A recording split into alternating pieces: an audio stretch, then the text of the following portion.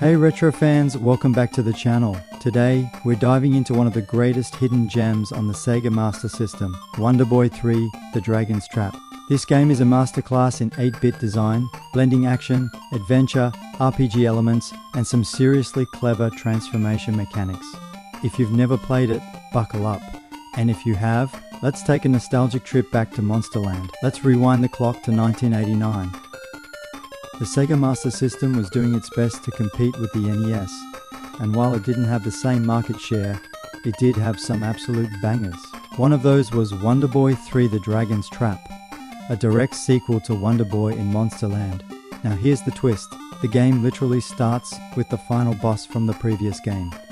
You defeat the Mecha Dragon, only to be cursed and turned into a fire-breathing lizard, and from that moment on, your quest isn't about saving the world.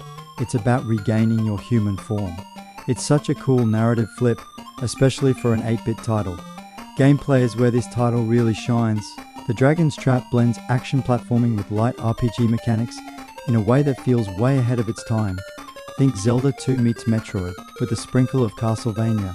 You start as Lizard Man, but as you defeat more dragons, you transform into new animal forms. Each with their own unique abilities. Mouse Man can climb certain walls and ceilings. Piranha Man can swim. Lion Man has a powerful sword slash. Hawkman can fly through levels. These forms aren't just gimmicks, they're the key to navigating a semi-open world. You'll constantly revisit areas you couldn't access before, which makes progression super satisfying. The game practically invented its own brand of 8-bit Metroidvania. Plus, the combat is fast and responsive. You can buy and equip new weapons and armor, find hidden heart containers, and manage your gold to upgrade strategically. It's got enough depth to keep things interesting without ever feeling overwhelming. Now let's talk visuals. For an 8-bit system, Wonder Boy 3 looks absolutely gorgeous. The sprite work is colorful, expressive, and incredibly varied. Each form you take has its own look and animations. The world is filled with vibrant backgrounds, quirky enemy designs, and cute little visual details, like the way Hawkman flaps his wings or Mouseman's little scamper. The soundtrack composer, Shinichi Sakamoto, absolutely knocked it out of the park. The main theme is catchy and heroic, while the dungeon music gives off this eerie, adventurous vibe. These chiptunes will lodge themselves in your brain long after you power off the console. The level design is another standout feature.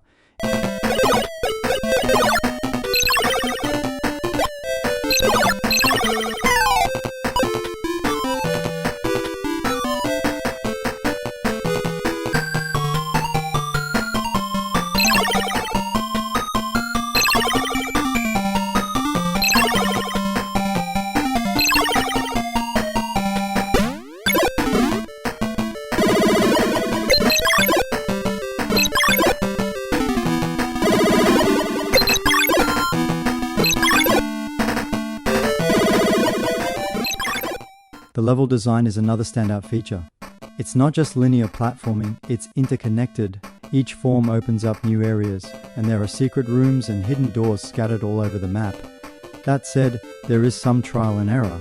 It's easy to get stuck if you forget where to go next or miss a hidden block, but that's part of the charm. This was the era before hand-holding and objective markers.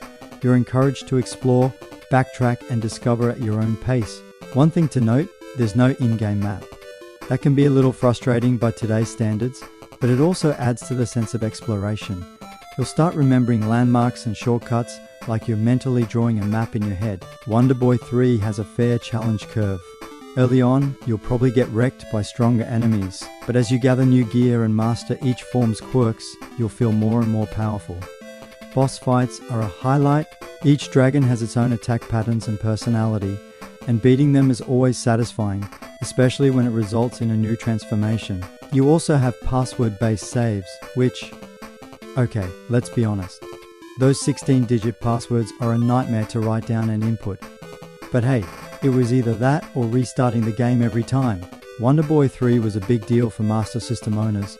It pushed the limits of what an 8-bit game could do, both technically and creatively. It's still regularly cited as one of the best games on the system, and it's easy to see why. The game was later ported to the Game Gear with some minor downgrades. and it even got a full HD remake in 2017 by Lizardcube. That remake, titled Wonder Boy: The Dragon's Trap, is a love letter to the original, complete with hand-drawn animation and a remastered soundtrack. You can even swap between modern and 8-bit graphics on the fly. It's one of the best remakes ever made, and it all started with this 8-bit classic. Wonder Boy 3: The Dragon's Trap is a timeless classic. It's ambitious, charming, and incredibly fun to play, even today. For Master System fans, it's essential. For newcomers, it's a great entry point into retro gaming. The transformation mechanics, open-ended world, and rock-solid gameplay make it stand out as one of the best 8-bit games ever made. Thanks for watching. If you enjoyed this retro review, hit that like button, subscribe for more 8-bit deep dives, and let me know in the comments, what's your favorite Master System game? Or maybe you've played the remake and want to share your thoughts.